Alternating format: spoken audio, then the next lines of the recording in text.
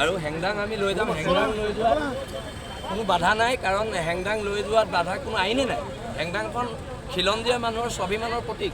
আমি হেংদাংখন লৈ যাম। যিহেতু আপোনালোকে এটা পাব্লিক ৰাস্তাৰে যাব, হেংদাংখন আছে কাৰণেতো আজি আমি অসমত আছোঁ, নহ'লে কেতিয়াবাই মোকলে ল'লেহেঁতেন। আমি হেংদাং লৈ যামেই। ঠিক আছে, আমাৰ ক'বলগীয়া কথাখিনি আমি ক'লোঁ।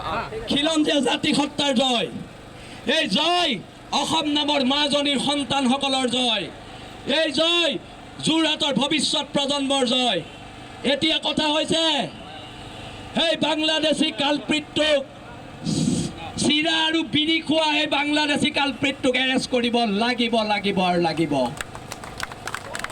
চিৰা আৰু বিৰি খাই অসমীয়া জাতিক হুংকাৰ দিবলৈ অহা সেই বাংলাদেশীটোক এৰেষ্ট কৰিব লাগিব। আৰু সন্দেহজনক ঢাকাই পট্টিত উচ্ছেদ চলাব লাগিব লাগিব আৰু লাগিব। সাংস্কৃতিক চহৰ গোলাঘাটত, ক্ষমা কৰিব, যোৰহাটত এনেকুৱা ধৰণৰ গুণ্ডামী দাদাগিৰি কোনোবাই সহ্য কৰিব নেকি? কোনোবাই সহ্য কৰিব নেকি?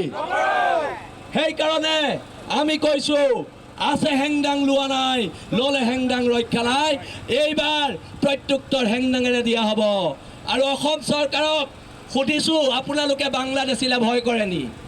আপোনালোকে যদি বাংলাদেশীলে ভয় কৰে, প্ৰেছ মিট দি কৈ দিয়ক আমি ভয় কৰোঁ, তেতিয়া লাচিত সেনাই দায়িত্ব ল'ব ল'ব আৰু ল'ব।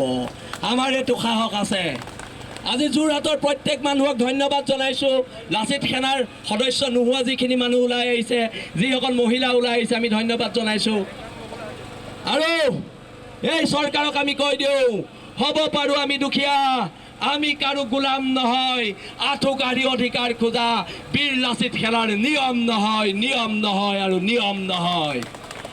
এতিয়া এই যাত্ৰা হ'ব, এই যাত্ৰা হ'ব যোৰহাটৰ খিলঞ্জীয়া মানুহৰ সুৰক্ষিত ভৱিষ্যতৰ কাৰণে। এই যাত্ৰা হ'ব বাংলাদেশীৰ গুণ্ডামীৰ বিৰুদ্ধে। এই যাত্ৰা হ'ব অসম নামৰ মাজনীৰ বচোৱাৰ যাত্ৰা, ৰক্ষা কৰাৰ এক যাত্ৰা।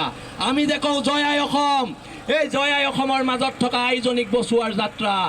সেইকাৰণে আজি প্ৰবল বাধাক নেওচি ইমান মানুহ ওলাই অহাৰ বাবে মই ধন্যবাদ জ্ঞাপন কৰিছোঁ।